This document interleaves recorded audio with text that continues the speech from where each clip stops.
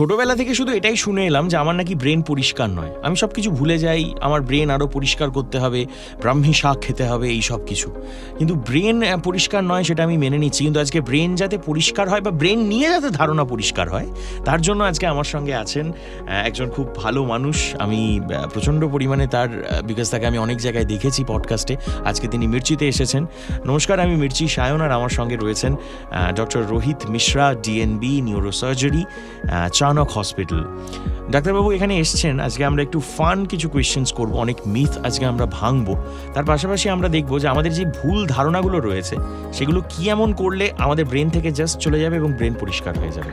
Actually কি এই যে ব্রেন সার্জারি করা মানে আমি আর বাঁচবো না, এইসব তো ঠিক আছে।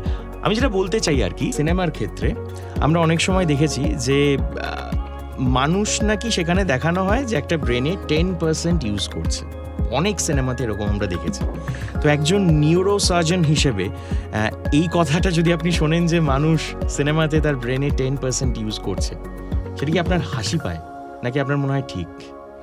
দেখুন, হাসি তো একটু পাই, কেন যে সায়েন্টিস্টরা নিজেরাও এখন অবধি ওটা ডিটারমাইন করতে পারেনি কি অ্যাকচুয়ালি কত পার্সেন্টেজ অফ ব্রেনটা ইউজ হচ্ছে। এবার ব্রেনের তো বিভিন্ন জায়গার বিভিন্ন আলাদা আলাদা ফাংশন আছে। তো একটা কিছু আমরা কোনো হাত নাড়াচ্ছি, ডান হাত নাড়াচ্ছি, বাঁ হাত নাড়াচ্ছি, ইয়া কোনো কাজ করছি, ইয়া কোনো ক্যালকুলেশন করছি, সব জিনিসের জন্যে ব্রেনে আলাদা আলাদা জায়গা আছে যেটা ডিটারমাইন্ড আছে কি এই জিনিসটা এই জায়গাটা করছে। ওই সময় খালি ওইটুকুনিটা ইউজ হচ্ছে। তো বলতে পারেন কি হ্যাঁ ওই 10%, 15%, 20% অ্যাট ওয়ান সিঙ্গল টাইমে ইউজ হচ্ছে। আদারওয়াইজ 100% ব্রেন কোনোদিনও কারোর ইউজ হয় না, হলে তো তাহলে মানুষ কোথায় চলে যেত। এটার মোটামুটি একটা গোটা দিনে অ্যাভারেজ কীরকম আমরা ব্রেনের ইউজ করে থাকি আপনার মনে হয়? সারাক্ষণই ব্রেন ইউজ হচ্ছে। উইদাউট ব্রেন তো মানুষ মানে will not live. So brain is the most important organ in the body which is controlling everything top to bottom. তো শোয়ার যখন মানুষ ঘুমোচ্ছে তখনও ব্রেন কাজ করছে। তো ব্রেন সবসময় চলছে। এখন কতটা চলছে এটা হচ্ছে জিনিস। যখন কোনো অ্যাক্টিভ কাজ করছেন, পড়াশুনো করছেন, ইয়া কোনো স্ট্রেসফুল কাজ করছেন, ইয়া চাকরি জাতীয় কাজ করছেন, তখন ব্রেন বেশি কাজ করছে। যখন আপনি যেটা বলছিলেন কি ব্রেনকে ঠান্ডা রাখা হচ্ছে, তখন ব্রেন কম কাজ করছে, একটা রিল্যাক্সেশন আসছে। তো সেটাই হচ্ছে ব্যাপারটা। ধরে নিন আমি যদি একটা এক্সাম্পল দিই, যে অনেক সময় হয় যে আমরা একটা ঘরে এলাম, তারপর আমি মনেই হলো যে এটা ভুলেই গেছি আমি হয়তো অনেক কিছু, যে এই ঘরটাতে আমি এসেছি বা এই ঘরটাতে কি আছে এইগুলো।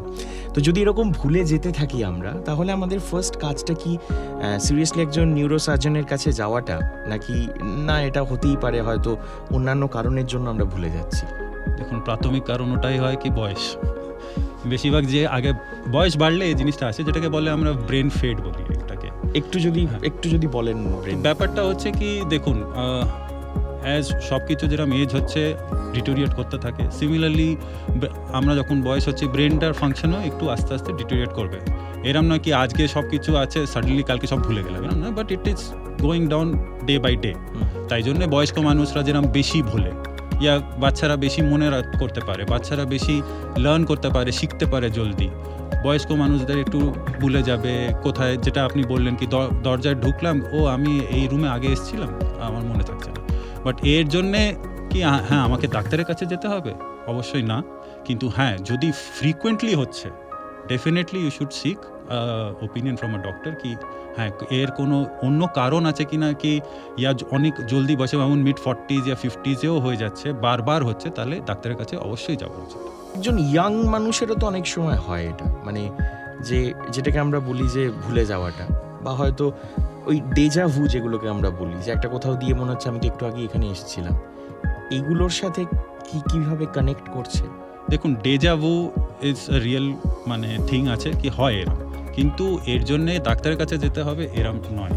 কিন্তু যেটা ব্যাপারটা হচ্ছে কি আজকালকার ইয়াং জেনারেশনে এটা দেখা গেছে কি স্ট্রোক ইয়া আপনার অন্য যে ব্রেনের রোগগুলো হয়, এগুলো কিন্তু চান্সেস অনেকটা বেড়ে গেছে। আগে এত ইয়াং অ্যাডাল্টসে এরম হতো না, কিন্তু এখন আরও বেশি হচ্ছে। আমাদের পরের কোয়েশ্চেন যেটা, যে আপনি এত অপারেশনস করেছেন, আপনি এত সার্জারির সঙ্গে যুক্ত আছেন, তো যেটা আমরা একটু আগে আলোচনা করছিলাম, আড্ডা দিচ্ছিলাম, যে একজন পেশেন্ট এসে হয়তো আপনাকে এমন কিছু বলেছেন বা তার ঠিক সার্জারির আগের মুহূর্তে হয়তো যেটা বারবার আপনার মনে হয়েছে যে আরে এটা তো আমি অনেকবার শুনেছি, এও কেন এসে বলছে। এরকম কোন কোন কথাগুলো আছে যেগুলো আপনার কাছে এসে বারবার বলেন একজন, মানে ডিফারেন্ট লোক এসে সেই সেম কথাটাই বলেন সার্জারির আগে? দেখুন, সেটা সবচেয়ে কমন হচ্ছে কি, ভাবুন একটা পেশেন্ট এসছে যার মাথা ব্যথা হলো, আমরা ইনভেস্টিগেট করছি, মানে ওর মধ্যে অলরেডি রোগটা ধরা পড়ে গেছে, কিন্তু ওর মেন ধারণা হবে এটা ওর গ্যাসের জন্য হয়েছে, কি পেটের থেকে গ্যাস মাথায় উঠে গেছে, তার জন্যই আমার এটা হয়েছে। আমরা বোঝাই কি না, যত সরল ভাষায় বোঝানো যায় কি দেখুন একটা তো সিরিয়াস রোগ হয়েছে, এটা না ডাক্তারবাবু এটা আমার গ্যাসের জন্য হয়েছে, আমি একটা গ্যাসের ট্যাবলেট খেলে ভালো হয়ে যাবে। তো এটাই হচ্ছে মোস্ট কমন। আরেকটা যেটা খুব কমন হয় কি, আমরা যখন অপারেশন করি ডিপেন্ডিং অন দ্য সিচুয়েশন আমরা চুলটা কামিয়ে দিই, কারণ আমাদের তো মাথারই কাজ, তো চুল কামিয়ে কাজ করতে হয়। এরপরে ভাবুন 12-14 দিন পরে সেলাই কাটা হয়ে যায়, সেলাই কাটা শেষ, সব হয়ে গেল, তারপর দেখবো কি 1-1.5 মাস পরে আবার আসছে, তো দেখছি কি মাথা একদম পুরো একদম নোংরা করে রেখেছে। কেন তুমি শ্যাম্পু কিছু করো? না না না ডাক্তারবাবু, যদি শ্যাম্পু করি আর শ্যাম্পু আর জল যদি ব্রেনের মধ্যে ঢুকে যায়, আপনি তো অলরেডি অপারেশন করেছিলেন। এইগুলো একটা মানে অনেকগুলো মিথস আছে যেগুলো কিছু করার নেই। আচ্ছা, যে ধরে নিন আমরা অনেক সময় ঠোকা খাই মাথায়, উঠতে যাচ্ছি হয়তো লেগে গেল, বা চেয়ারটাকে এরকম করতে গেলাম পেছনে দেওয়াল ছিল ফট করে গিয়ে লাগলো, এরকম বহু ক্ষেত্রে কিছুটা হয়তো ব্যথা থাকলো, তারপর এগুলো আমরা জাস্ট ওই বরফ লাগিয়ে দিলাম, কমে গেল। বাট এটা কি মনে হয় যে মাথায় ঠোকা একটা মিনিমাম কিছু খাওয়ার পরই এটা দেখানো উচিত, বা কতটা এটা বুঝবো কিভাবে কখন আমাকে যেতে হবে কোথায়? তো যেটা কি হয়, এটা এজ ডিপেন্ডেন্ট আছে, আর দি সিভিরিটি অফ ইনজুরির ওপরে আছে, কি কত জোরের ঠোকর খেয়েছেন, কোথায় ঠোকরটা খেয়েছেন।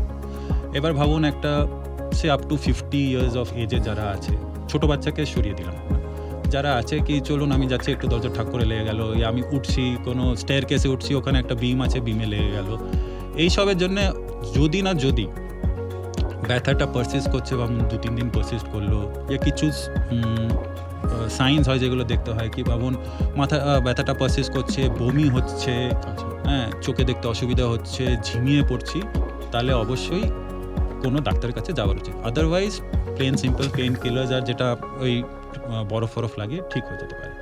হ্যাঁ, কিন্তু এই যে ঠোকরটা যদি ভাবুন কোনো রোড ট্রাফিক অ্যাক্সিডেন্টে হলো, ইয়া কেউ এসে এখন মেরে দিল জোরে, বাঁশ দিয়ে মেরে দিল কোনো ঝামেলার মধ্যে, তাহলে ডেফিনেটলি আগেই এমার্জেন্সি ইয়া কোনো যে পাশে এমার্জেন্সি হাসপাতালে গিয়ে দেখানো উচিত। এবার যদি বয়সটা যখন বেড়ে যায়, তখন কি হয় কি দেখা গেছে কি ছোট ঠোকর খেলেও, মানে ভাবুন আজকে 70-75 যারা বয়সে আছে, ওরা বাড়িতে হতেই পারে কি পাশে খাটের পাশে ওখানে লেগে গেল, ইয়া বাথরুমের কোনো ক্যাবিনেটে লেগে গেল, তখন কিন্তু যদি এই জিনিসটা এরপরে একটুও লাগে কি না কিছু বিহেভিয়ারাল চেঞ্জেস আসছে, ইয়া আমার কোনো একটু হাতে ঝিঝি করছে, ধরতে কিছু অসুবিধা হচ্ছে, ইমিডিয়েটলি যাওয়ার উচিত। কেন যে অনেকগুলো ব্লিডিং হয় ব্রেনে, যেগুলোর জন্য খালি খুব সাটল সিমটমস দেখা যায়, কিন্তু ওটা তারপর যখন স্ক্যান করে দেখা যায় কি ওই ব্লিডিংটা আছে, ওটা ট্রিটমেন্ট করলে কিন্তু বেশ ভালো আউটকাম হয়, আর এটা এল্ডারলি পপুলেশনে বেশি। আমরা বারবার একটা জিনিস শুনেছি, হয়তো মাথায় লেগেছে, কোনো বাচ্চা হতে পারে বা আমাদের এজেরও হতে পারে, যে কোনো এজের হতে পারে, বাড়ির লোক বা বন্ধু বান্ধব যারা পাশে আছে তারা ফার্স্ট এসে কোয়েশ্চেনটা করে মাথার পেছনে বাড়ি খাসনি তো, এটা কেন এত ইম্পর্টেন্ট?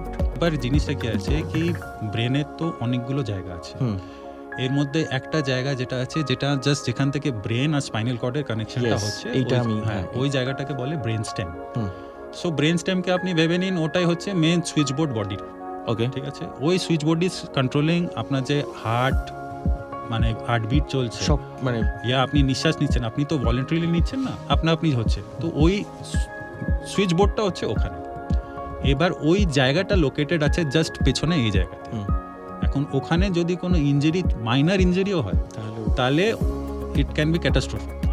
তাই জন্য ওটা বারবার জিজ্ঞেস করে কি হ্যাঁ পেছনে কোনো মেরেছে কিনা, কিছু হয়েছে কিনা। তাহলে এটা হলে আমাকে মানে কনসাল্ট করতেই হবে, এরকম একটা জায়গায় ইনজুরি জোরে মারলে তো তখন করতেই হবে, এটা মানে একদম ফার্স্ট এটা করাই উচিত। হ্যাঁ, এটা একটু উইয়ার্ড কোয়েশ্চেন যে হঠাৎ করে যদি ব্রেন কমপ্লেন করে আমাদেরকে যে আমার না তোমার ব্যাপারে একটা কমপ্লেন আছে, তাহলে সেটা কি জন্য হতে পারে? মানে আমরা কি এমন জিনিস করি যেটাতে ব্রেন আমাদের কমপ্লেন করতে পারবে? এখন এর মধ্যে দুটো জিনিস হয়েছে, আগে তো একটাই ছিল যেটা ছিল ল্যাক অফ স্লিপ, সেটা ওয়াজ দ্য মোস্ট ইম্পর্টেন্ট, কি তখন কি হবে ব্রেন আপনি নিজেই বুঝতে পারবেন কি আপনার ওরিয়েন্টেশনটা খারাপ হয়ে যাচ্ছে, ঝিমিয়ে পড়ছেন, হ্যাঁ, আর ভুলভাল কথা বলতে শুরু করে দিয়েছেন, ইরিটেবিলিটি এসে গেছে, এটা হচ্ছে এখন। কিন্তু এর সঙ্গে এখন নতুন এডিশন হয়ে গেছে আমাদের স্ক্রিন টাইম। কেন যে এই স্ক্রিন টাইমের জন্যে it is affecting the younger population a lot. ব্রেনিং না, ব্রেনেও, আচ্ছা, হ্যাঁ, ব্রেন তো দেখুন একটা হয় structural problem of the brain, আর একটা হচ্ছে কি functional problem of the brain, yeah ভাবুন একটু সাইকোলজিক্যাল প্রবলেম। এই যে মোবাইল দেখছি, সারাক্ষণ স্ক্রিন টাইমে আছি, বিভিন্ন জিনিস, কেন যে কী হচ্ছে, আপনি যখন কোনো একটা ভাবুন একটা রিলও দেখছেন, তো একটা স্টিমুলেশন হচ্ছে, আবার সার্ট করে অন্য একটা জিনিস দেখছে, তো আবার তো ব্রেনকে তো বারবার ফাংশন চেঞ্জ করতে হচ্ছে, সুইচ করতে হচ্ছে। ইয়েস, তো এই যে জিনিসটা আগে আছে, you have to give it rest. বলা ইজি, করা মুশকিল। আপনার মতে মোটামুটি একটা ভালো স্লিপ সাইকেল কি, মানে বা স্লিপ টাইম কি হতে পারে একজন মানুষের?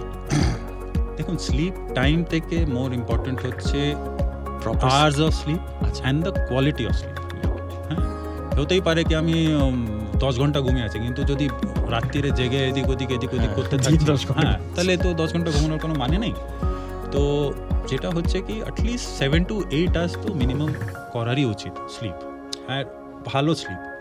আর ওর ওপরে যেটা হচ্ছে কি কোয়ালিটি অফ স্লিপ। আর কেন যে এক রাত্রিরও যদি আপনি ঠিক করে না ঘুমোন, আপনি দেখবেন ফর দ্য নেক্সট 2-3-4 ডেজ আপনার বডিটা বলবে কি আপনি ঘুমোননি। আপনার এত বছরের এক্সপিরিয়েন্স, সেখানে রোগীর কাছ থেকে ব্রেন নিয়ে এমন একটা কোনো কথা যেটা শুনেছেন, যেটা আপনার মনে হয় যেটা কি বললো? ব্রেন রিলেটেড সবাই লাগে কি মানে ব্রেন সার্জারি মানে বাস হয়ে গেল, আর এরপরে কোনোদিনও বাঁচব না। মানে হতেই, দেখুন সবাই তো ওই হিসেবে শিক্ষিত ব্যাপারে আসে না। অনেকজন ভাবে কি না মানে আমার ব্রেন সার্জারি হলে আমি আর তো কোনোদিন মানে একবার অপারেশন থিয়েটারে গেলে বেরোবো না, এটা হচ্ছে প্রথম। দ্বিতীয় হচ্ছে কি আমার ব্রেনে টিউমার হয়েছে। এখন সবাই লাগে ব্রেন টিউমার মানে হচ্ছে কি আমার হয়ে গেল, বাস আমি আর 6 মাস 1 বছরের মধ্যে মারা যাবো, বা ব্রেন টিউমার মানে ক্যান্সার। হ্যাঁ, কিন্তু ব্রেন আমাদের ভাষায় টিউমার হচ্ছে খালি একটা growth. That growth can be cancerous or non cancerous. সব ব্রেন টিউমার যে ক্যান্সারাস এরম নয়, অনেক ব্রেন টিউমার আছে যারা নন ক্যান্সারাস আছে, আর ওটা ট্রিটমেন্ট করলে life can be, depending on the location, life can be normal, মানে নর্মাল লাইফ লিড করবে। হ্যাঁ, ক্যান্সার জাতীয় টিউমারগুলো ডিপেন্ড করে সে কোন ক্যান্সার আছে, কোন স্টেজে আছে, ওর উপরেও ডিপেন্ড করে। তো ওর ট্রিটমেন্ট প্রোটোকলে ওটা চলে।